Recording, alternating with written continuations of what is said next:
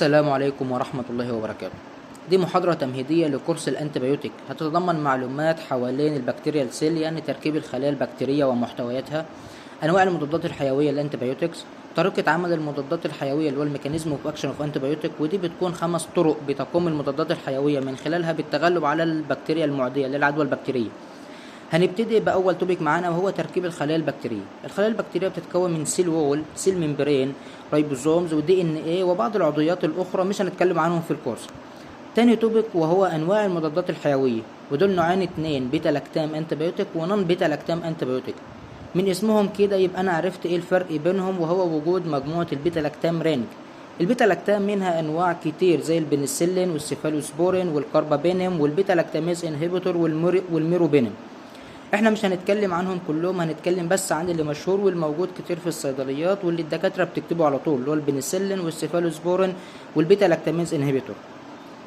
النون بيتا لاكتام انتيبيوتيك منها الماكروليدز، التتراسايكلين، الكلورامفينيكول، والامينوجلايكوسايد والسلفوناميد، والمجموعه دي موجوده كتير فهنتكلم عنهم كلهم باذن الله. التوبيك الثالث وهو طريقه عمل المضادات الحيويه للتغلب على العدوى البكتيريه. احنا قلنا انهم 5 طرق. 1. inhibition of السيل وول، يعني تكسير جدار الخلية وبالتالي ما عادش في حاجة تحميها فهتموت بسبب دخول الماء.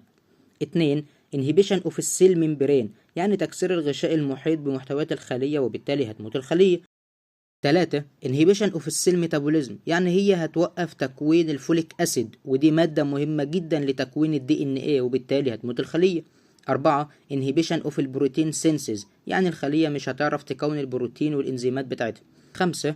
inhibition of الترانسكريبشن، يعني الخلية مش هتعرف تنقسم وتكون واحدة تانية، يعني هتبقى وحيدة وسط الجهاز المناعي كله فهيكون سهل إنها تموت.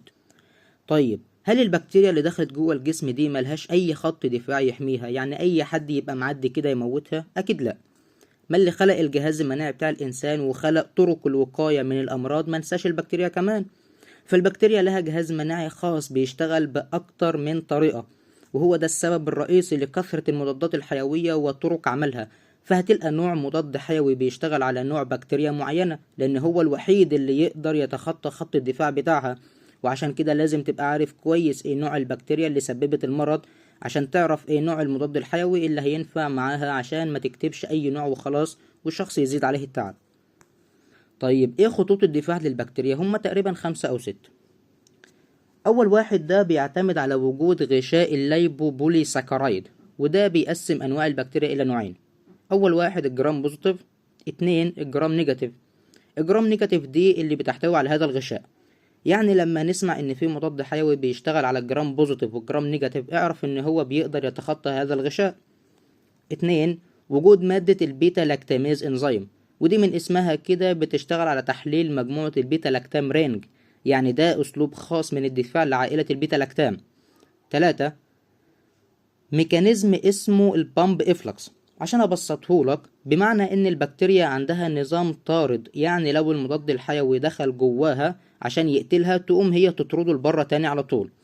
4 زيادة انزيم البنسلين بايندنج بروتين، او اللي بنختصره ببي بي بي، او له اسم تالت وهو الترانس بيبتايديز انزيم.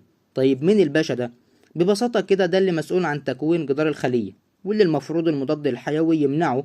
فلو هو نسبته كبيرة جدا والمضاد الحيوي تركيزه قليل يبقى مش هيوقفهم كلهم، هيوقف شوية والباقي هيفضل شغال ويكمل بناء جدار الخلية، ويبقى كده المضاد الحيوي ملوش لازمة. 5 الافينيتي بتاعت المضاد الحيوي للانزيم ده يكون ضعيف، بمعنى لو انت معاك قفل وجبت مفتاح مش بتاعه القفل مش هيفتح. هو نفس النظام كده، المضاد الحيوي مش راكب مع الانزيم فبالتالي ملوش اي لازمة. عشان كده لازم تعرف كويس ايه المضاد الحيوي اللي لازم يستخدم مع المريض.